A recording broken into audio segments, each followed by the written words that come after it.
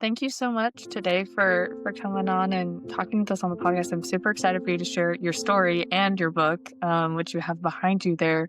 If you're watching the YouTube or the clips later, you can see it. I guess if you're listening to the podcast, you're gonna just hear us talking about it. But can you just start by introducing yourself, a little bit about your story, and just your background as a caregiver? Yes, thank you so much for having me. Yes, I'm the author of Motion Dazzle, and it's a memoir about losing my mom while I was becoming a mother myself. She had a 2-year journey with dementia. And before that, for about 20 years before that, she had a lot of other physical things going on with her.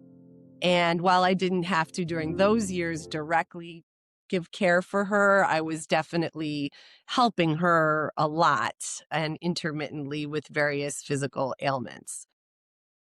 So my mom ended up passing away on the day of my son's first birthday, the day that I was hosting a zebra themed birthday party. And it was shock on one hand. She wasn't doing well, but Wasn't it didn't expecting. seem, yeah, it didn't seem like the end was nigh. And it was just very interesting because I was 3 hours away from her at that point when she passed away. And we hosted this party. It was a very joyous event. And as soon as it happened, I realized that this day would always contain both joy and sorrow for me. 'Cause it will always be the day of my son's birth, and it will always be the day of my mother's passing. And it just, the concept of the zebra and that opposition, these opposite emotions, just immediately came to me. Not that I was, of course, in the mind of writing a book or anything, but that concept of these two opposite things, the black and white of life, just really came very clear almost literally immediately as soon as I got the call. No, and I thought it was so fun. I saw your launch party, I think, where you were kind of doing some zebra themed things, and I think it's beautiful how you have turned what could be it is a very dark day. Mhm.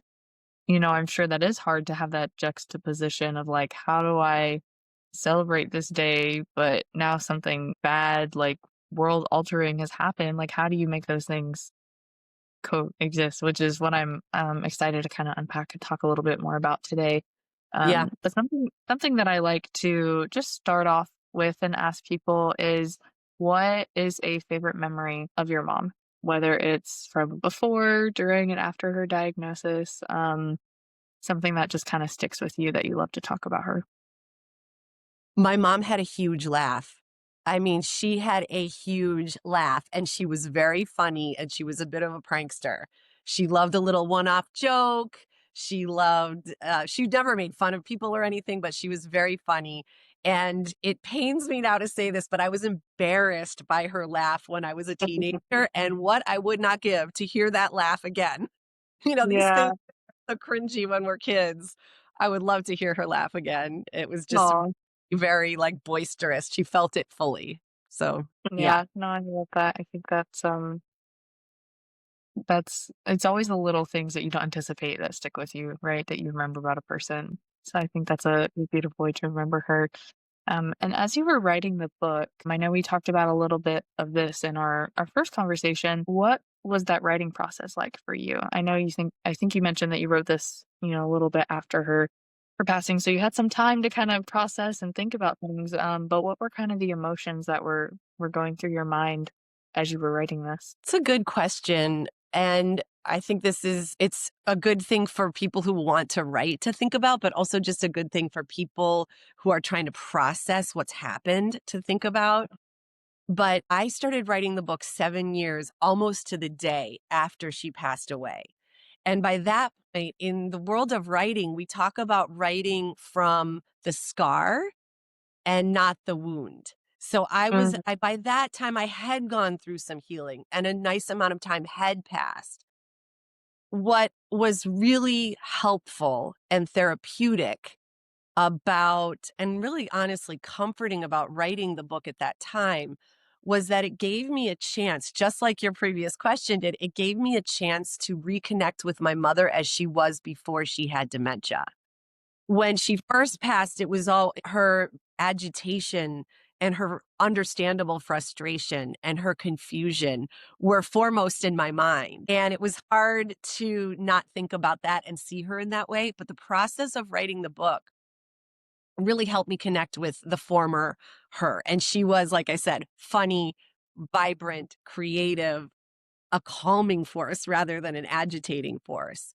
So that was just really helpful. And I think that just journaling can actually fulfill that, even if you're not a wanting to write some sort of formalized thing. When I first writing that, it was really a letter to my son.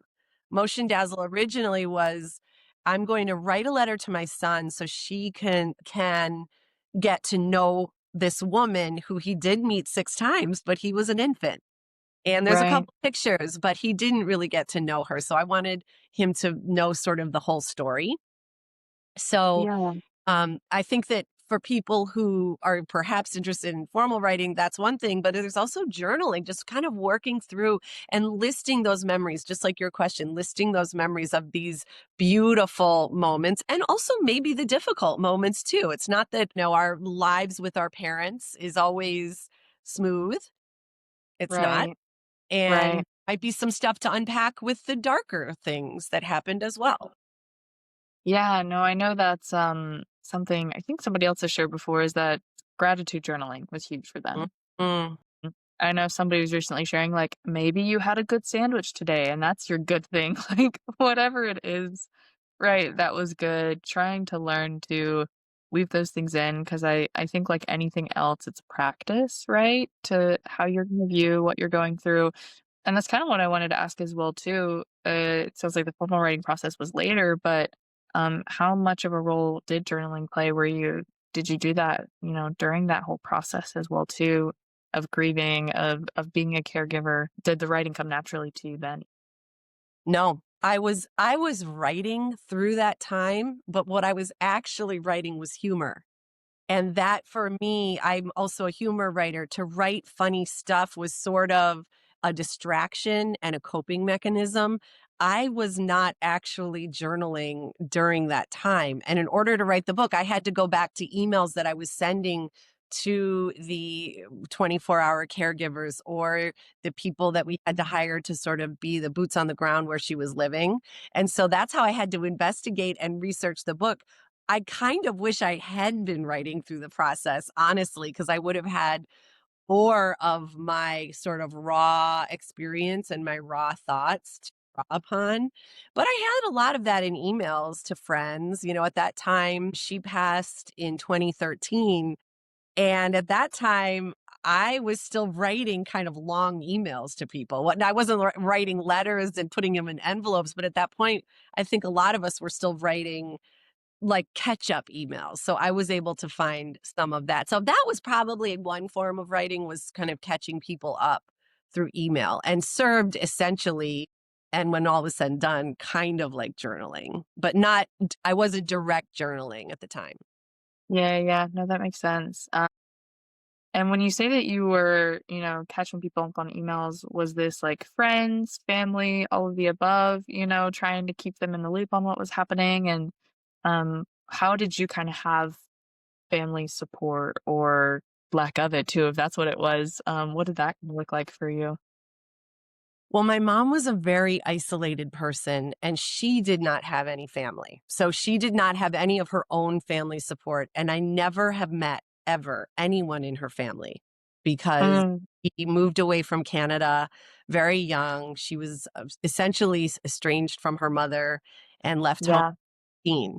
So, and then a lot of them passed away as well. right. She did not have any family support. And so we didn't have any support from her side. My parents were divorced. So while they were supportive of me, that side of the family, they weren't providing direct support for her. And so what ended up happening was a lot of friends ended up becoming essentially family. And we had some really close friends where she lived in Delaware who were very much keeping track of her. and I talk about them a lot in the book, and the way they became family to us in that difficult time was one of the most beautiful things I've experienced in my life, the way they were there for us. Even though they really didn't have to be, they very much chose to be there for her. And they also chose her as family, even in a difficult time. They were not fair weather friends. Right, So, right. yeah, so when I was catching people up, the thing I'm thinking most of is I had a new friend.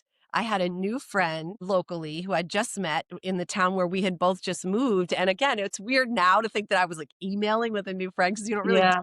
much anymore. But she would be like, "Oh, let's walk on Wednesday," and be like, "Oh, things are not going well with my mom. She's really upset, you know." And so I was kind of emailing kind of maybe more for my people. Like, this is what I'm going through as a caregiver. This is like what I'm starting to notice, and this is what we're starting to grapple with. Was there anything in particular that people helped or did for you at that time that you think made the biggest impact for you of those friends that were checking in? Yeah, well, the friends that were checking in with me were listening. You know, I was the first of my friends to really go through parental caregiving. Mm, I think I was, you know, kind of like an older mom. So my fellow friends of kids, child's age, I was about 10 years older than them. And so they really were just listeners and, you know, like sort of being supportive as like sounding boards, but they hadn't really gone through it for the most part. I didn't have anyone in my life who had really gone through that. But as far as the people who were helping my mom, in Delaware. I live in New York, but where they were like 3 hours away in Delaware, I mean, they were checking in on her. They were bringing her stuff. They were, you know, if I needed them to check in, we had a rotating staff of caregivers. Sometimes they were mm, there for 24 hours. Sometimes they would be on 12-hour shifts. I learned that through the process that there is a lot of turnover, very understandably in that business. It is quite obviously a difficult career, and I saw that there was a lot of turnover. I didn't know at the time, and I kind of still don't know, was my mother's case particularly difficult? She was mm, very upset a lot of the time. And mm, she was just very agitated. She was very aware that she was losing her cognitive ability, very anxious. And I think it was pretty dramatic and pretty difficult. So a lot of people quit, and I did understand it. But that we always had to hire new care. So that meant I couldn't keep now my story is that I had an infant, so I couldn't constantly go down there to meet everyone. And at the time, we weren't FaceTiming, we weren't Zooming. There was Skype, but we weren't doing it really yet.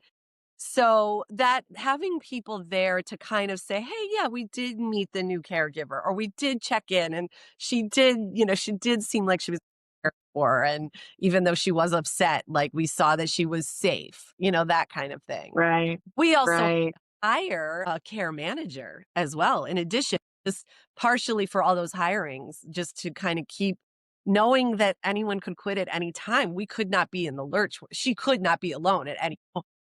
So we had mm, a professional geriatric care manager who yeah. was helping us immensely. So, Yeah, no, I think that I know the how much work can go into that, so I think that's great that you're able to do that. I'm just curious briefly too, and if you don't want to get into this, we can not talk about that topic, but I know the financial side of things are often a big question for people, right? yeah, For paying for that many caregivers, for having a case manager, were you able to get some of this through insurance? Was this all self-funded? Like, how was that side of things for you? we were 100% self-funded, and my mother did have Medicare, but she did not have Medicaid. Mhm. And, Right. you know, you never know what your gaps in knowledge are either. You know, you're overwhelmed. Like maybe we could have gotten some help, but we didn't, and we didn't know how to get it. And it didn't seem like it was available to us. So my mother did have a little bit of money, and we started to use it. We weren't using our own personal money, my brother or Mhm. I, from our families, but we were using Yeah. her, and it was depleting fast. It was incredibly and alarmingly expensive. And we were in that 24-hour care situation for approximately 6 And we saw how expensive it was to have the 24-hour care. We saw how expensive it was to also have a care manager helping us separate from, and not to mention all of the bills that had to be paid to keep up with our house and to feed. You also are feeding the 20. Right. So it really was adding up, and it was alarming and scary because we saw how quickly, while my mom did have some money, we saw how quickly it was draining and said, this is going to run out. We don't know how long this is going Right, to because last. you're not adding to it at that point either, because No, she's not working. There's nothing else to add at that point. It's only taking from it, and that gets nervous to makes you nervous to watch that, right? it really does. It really does. And, my mom worked until she was 75. She got hurt at work. She worked full time until she was 75 Yeah, and yeah, kind of earning money. And I'm just so proud of her. She learned how to use computers, et cetera. And then she had a fall, which this happens with a lot of people, is she had a big fall. And then she was alone a lot. And then she was depressed. And then being maybe as stimulated. And you know what? All of it may have happened anyway at that exact time, but it does right. often a fall can Does exacerbate. contribute. Yeah. Um, Yeah, but my point is that, yeah, she was earning money and she was doing really well until she wasn't, but yeah, the financial end of it is concerning. And I have a lot of concerns about what's going to happen. We're hearing that Medicaid could change significantly very soon. And I think that is going to affect so many families, so many caregivers, and so many people who don't even know that they're going to become caregivers yet. If they do not have the help of Medicaid to be helping with some of these costs, ooh, yeah. it's kind of concerning, very concerning. Yeah, and I think to kinda add to what you're seeing as well, as far as the turnover, is that some states are trying to start mandating minimum pay for some of these home care agency workers because it has basically stayed the same, and we all know inflation has Yes, risen. So which obviously you're already saying even then in 2013 is when this was, right? Not saying that, I mean, costs are always high, but that is going to contribute to the cost as long term as well too, because if you had, a couple of caregivers, I don't know, how many on average do you think you would have, I don't know, in a short time period, like in a week or month? yeah. In the course of a week, we would usually have two caregivers. They would either do a couple days on and then a couple days off, Right. do the 12-hour, Or and shift morning they or kept, day and night kind of yeah, thing. Yeah. it kept Yeah. changing based. I don't know how much that was based on just what those particular caregivers wanted, but it was kind of Mm, always like morphing. And then right. constantly, there was constant turnover. So, like in the course of a month, we had Right. 4 different people who were helping her. Well, I was just gonna say if you had, even 4 caregivers that you knew were gonna stay because it was good for them, like, you know, emotional burnout aside, other kinds of burnout, that would have saved you having to have a geriatric case manager, right? If they had had Right. more resources and support. And I know there was a family I knew of before that they would have you contract through an agency, but then they would also pay, like, an extra $5 an hour on top of what the agency would pay, which doesn't sound like much, but I mean, it does add up for these kind of jobs?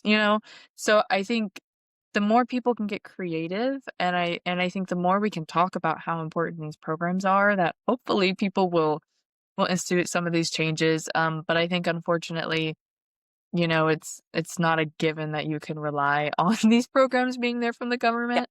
Yeah. So I think people are just gonna have to continue to get more and more creative, like, or even learning from other industries. Like, I know I've seen nanny shares are a big thing right now, with kids and wanting, maybe you even have your young child around some other children, but they're not old enough for, like, a formal daycare or preschool yet, right? Right. Yeah. Maybe you could find a similar kind of situation for, the person you're caring for. I know transportation can be a big deal, but in the earlier stages, I'm sure they maybe would appreciate having company, and maybe you just have the one caregiver, seeing how that would work out. Maybe that can help with some of your costs. Like, I think there's Hmm. just ways that we can even learn from what other similar people are doing, and I think that's some of the strength that sandwich caregivers in general, which I know is a topic, you Yeah. wanted to talk about as well too, to kind of learn and apply these different things across that.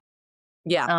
Yeah, I would love to hear kind of your experience and your challenges as well, in particular with taking care of an infant and your mom. Like, what kind of feelings did that create for you, especially?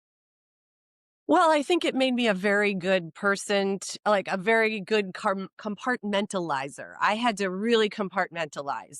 When you have, it's very overwhelming to be a new mom and Yeah. figure that out. You have no idea what you're doing. You also have no idea what you're doing as a caregiver for an aging parent. So you're in this constant state of winging it. And you have two people that need you so much that both of these people were not independent. They were fully dependent on either me or someone else. And it was as if they were both on different trajectories. I had someone very reliant on me who was constantly ascending and getting more skills. Mm, And I had someone who was very dependent on me and others who was declining and losing skills. And so I really had to compartmentalize in a way we all do that all the time. We go to work or we go to events or we are all able to compartmentalize. I think I had to do it so many times. I had to switch between mentalities so many times. Talking to my mom on the phone and she's like screaming, and I'm with my little tiny son who's like being cute and bubbly. Or yeah, there was one moment, there's a scene in the book where I'm literally breastfeeding my son and my mom is fully freaking out. And there was a book out at the time, and I have to look up what it was called, but there was this concept, and maybe people are still doing it, but at that time where you like, like you shush your child and you go, it's for babies, you go, shh. right.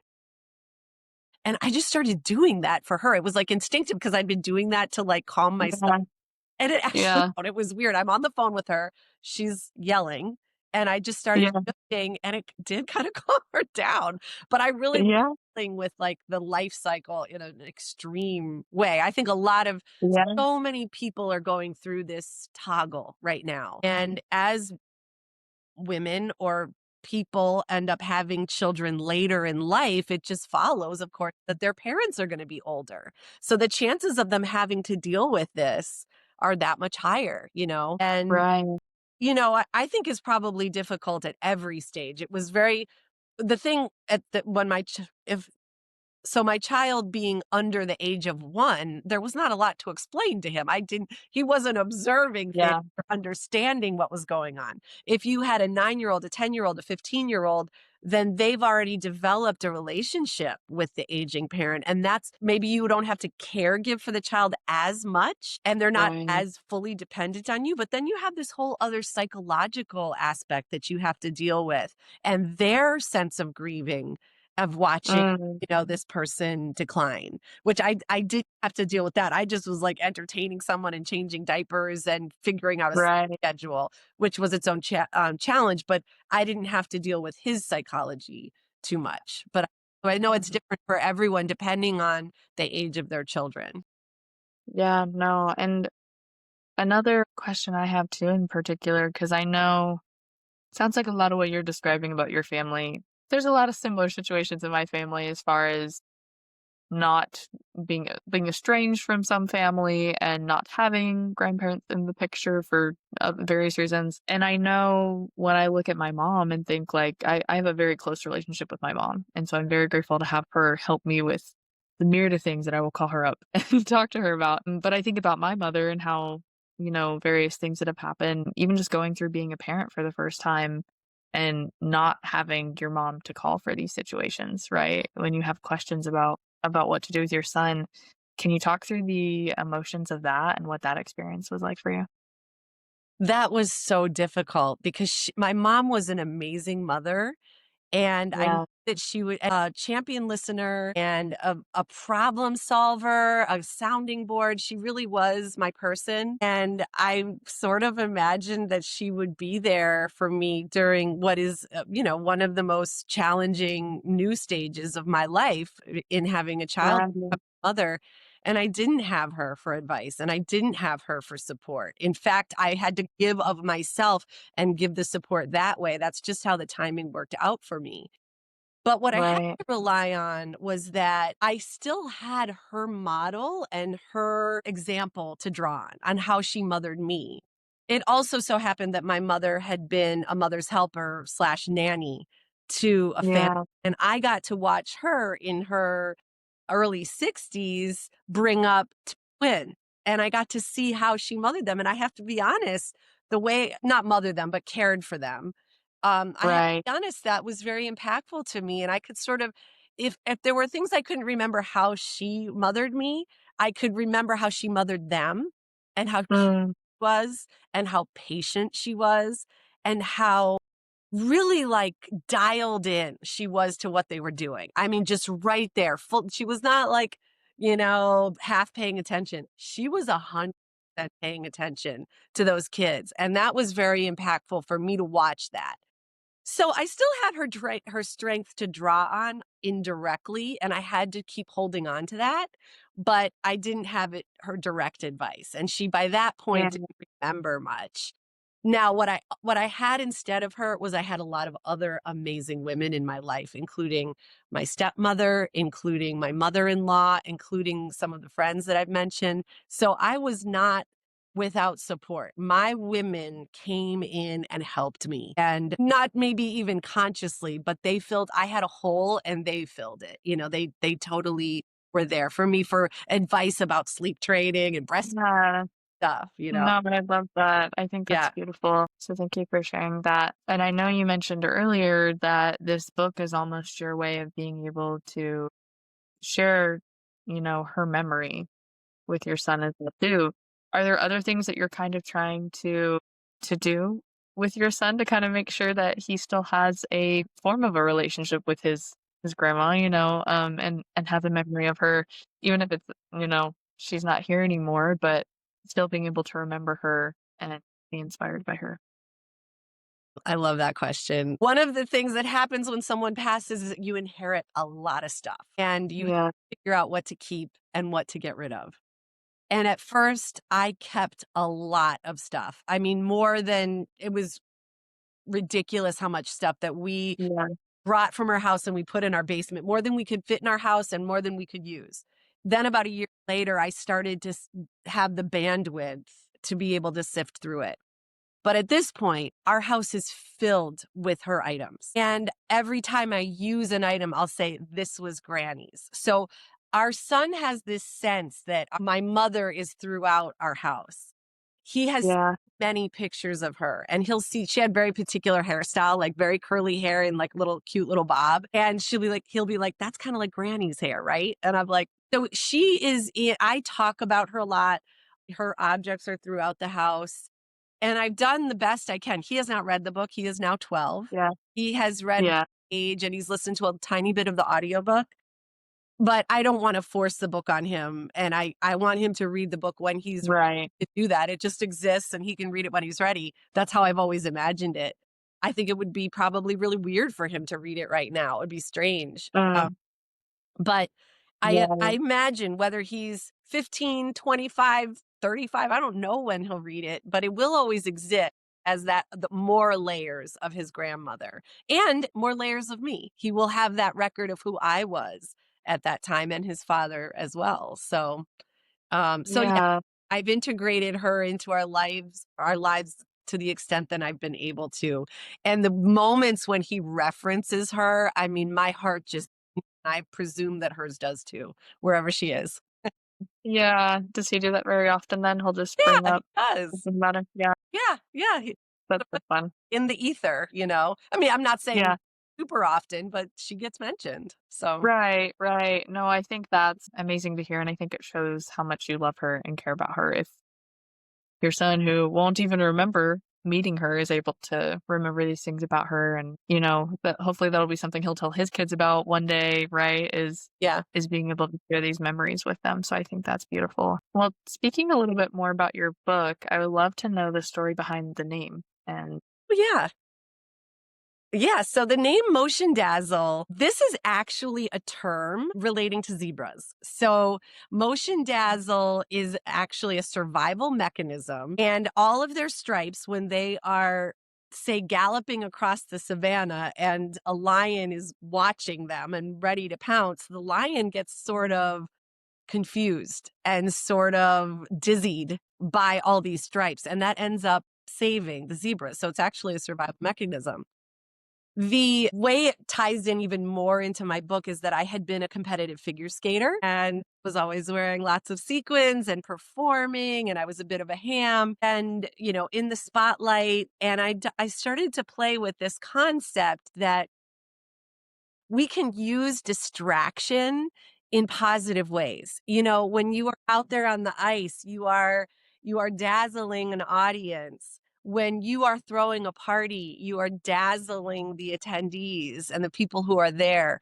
I talk a lot about my mom putting on parties and like making tablescapes. I feel that's a form of motion dazzle. And I think that in a way, we're all getting through our days in the ways that we can, and some of those fun ways, those whimsical, possibly frivolous ways that we're just trying to get through our day by wearing, our favorite shirt or, whatever it is. So I think there's a value to um, really think about the positive side of distraction. It's not always bad. There can, of course, be an extent where you're really not dealing with the issues at hand, but there's a Right. positive side to when you're going through aging, or whether you're going through illness, or whether you're going through caregiving. It's valuable to think about the light and think about the fun that you can try to. We only have one life, so we can't let what's happening completely occlude all joy. And so I think that's Right. what I'm trying to do, is that we can, for me, I was thinking like zebras are kind of like fancy horses, and their Yeah. fanciness is what saves them. Their quirkiness Yeah. is kind of what saves them. So I'm playing with that on a couple different levels. No, I love that concept. I think it reminds me of this quote that I think became a little bit of a internet trend for a second about like depression can't hit a moving target, Mm, which I'll admit I have mixed feelings about that sentiment because I'm like, well, true depression, I think the point is that you're stuck and your usual activities can't make it work, right? Like you can't get out of the what you're going through. Like true clinical depression, you probably need medication and help and therapy and etc. yeah. But I think the sentiment of what people are trying to describe is what you're talking about, right? That like keep some forward momentum, like keep trying to push through whatever it is that you're experiencing or going through. And what I really like about what you said is how individual and unique it is to each person, right? Like I think that I'm sure you probably explore this, how each zebra is unique, right? And there's no two that look alike. And so in that same way, you can't look at what other people do to cope and do exactly what they did. There's no rule book to what to do when you're caregiving. There's no rule book to what to do when you're grieving. It's your life. All the different factors and things are so unique, and so all you can really do is find what works for you and run with it, right? But I like your emphasis on what brings you that joy and how can we still weave that in, because I do think that humor, that joy is going to be key to making your way through these Mhm. experiences, the things that you're going through, right? But I love what you're doing with what you're doing with your podcast, et cetera, is that you're thinking about how do we care for the caregiver, and how do Mm, we care for ourselves through this, because it is not easy, and it can be right. um, have a huge impact on our mental and physical health. And so we are going to, like you said, as individuals, all figure out our own path through it. Well, thank you for that. And on that note, what would you say were some of your favorite forms of self-care beyond? I know you've mentioned writing. Yeah, Love to hear more about your figure skating. Actually, I have some cousins that do that, and every time I watch them, I'm like, I don't know how they do yeah, this. It's very impressive. yeah. But what were some other ways as well too, in addition to those that you think helped you in the moment? Or if you had the opposite experience, maybe you're saying, hey, I wasn't good at taking care of myself, you know?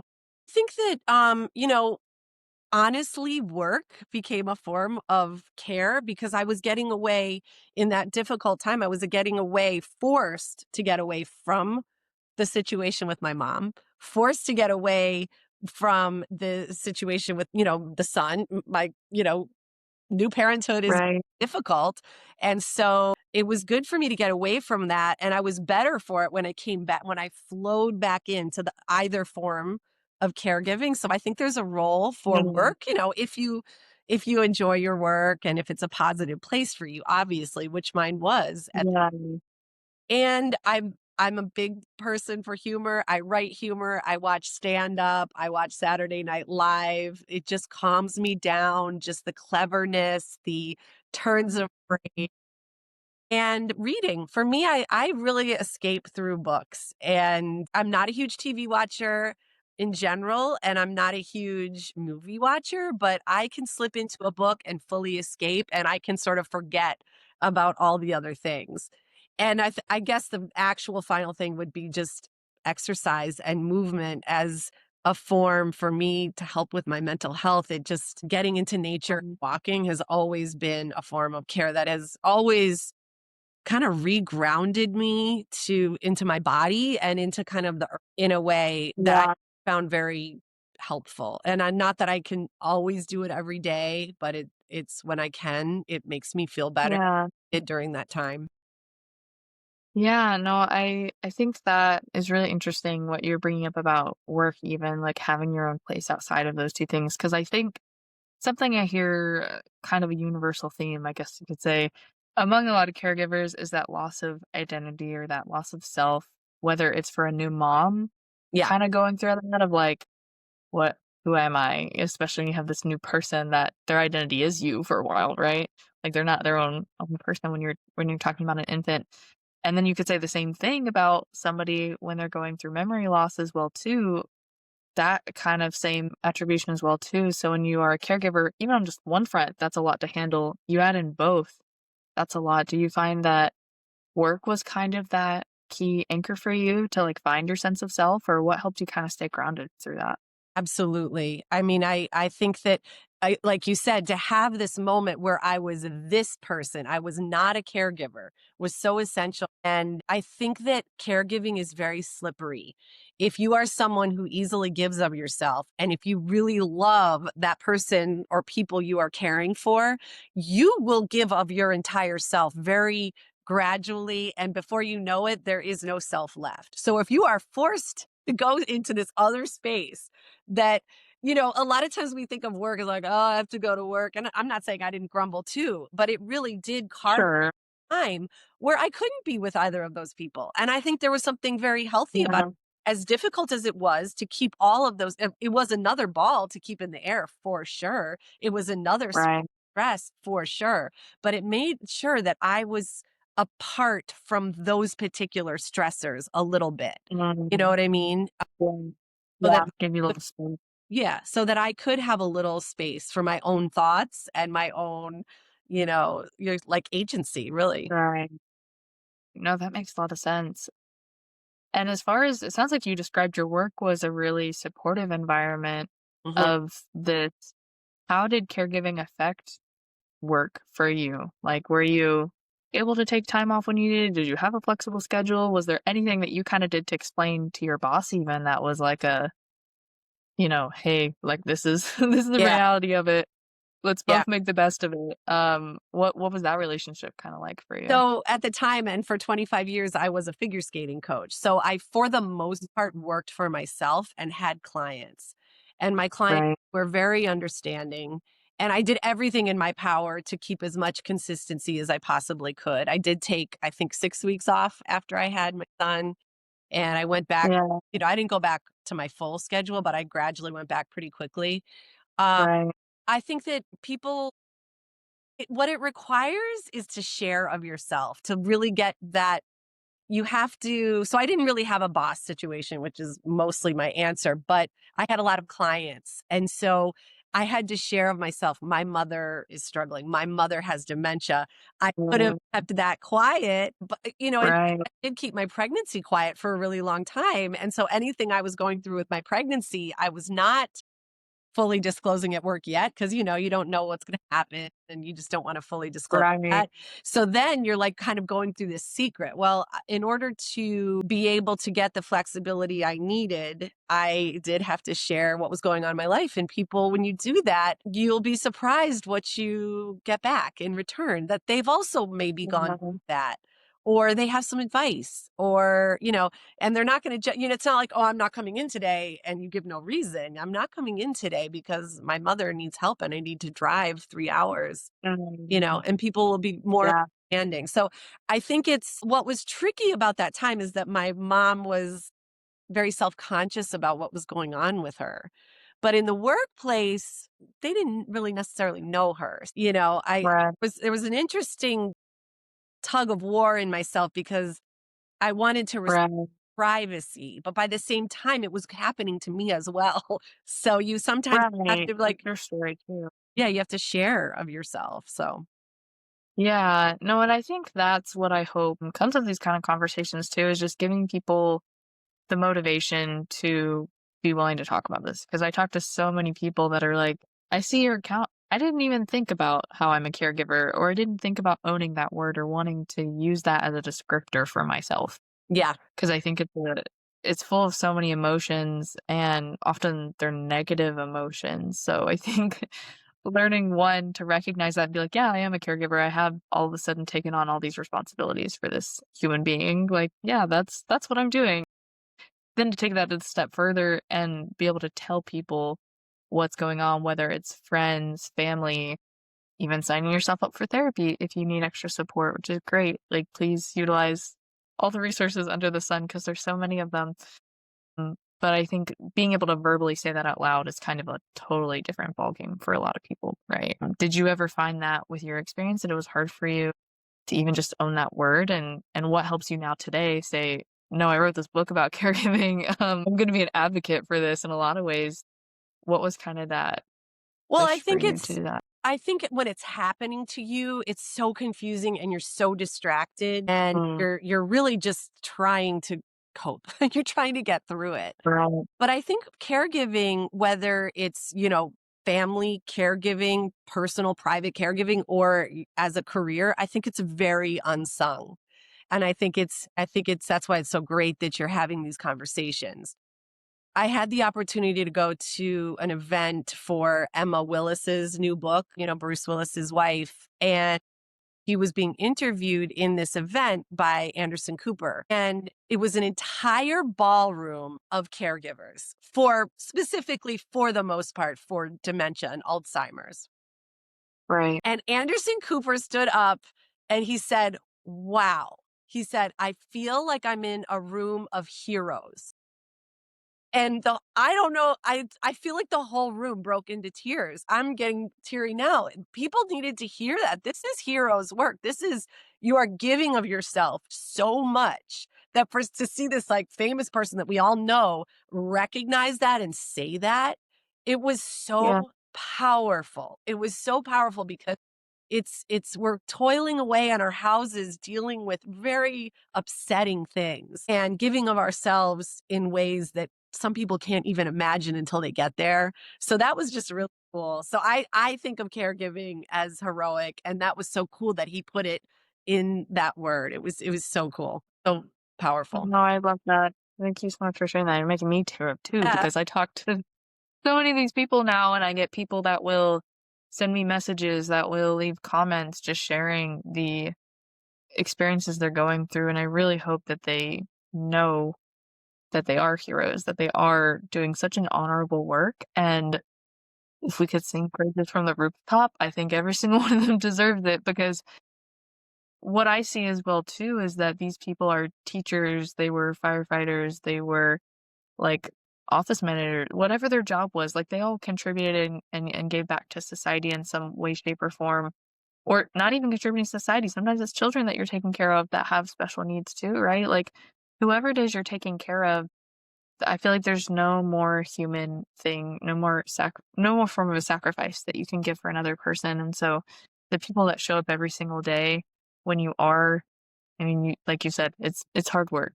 You get called up on the phone, you're getting screamed at, right? But you still showed up and you still are now even telling your mom's story just through all of it. And so I think there's nothing that could probably make your mom any more proud too is to know that your son even still remembers her and Thank you. is going to continue talking about her. And so to kind of wrap things up here, I would love to hear what is the main message or takeaway that you hope people take from your book, or why are you excited for people to be able to read it? Yeah. I think the main message is that we are all stronger than we think.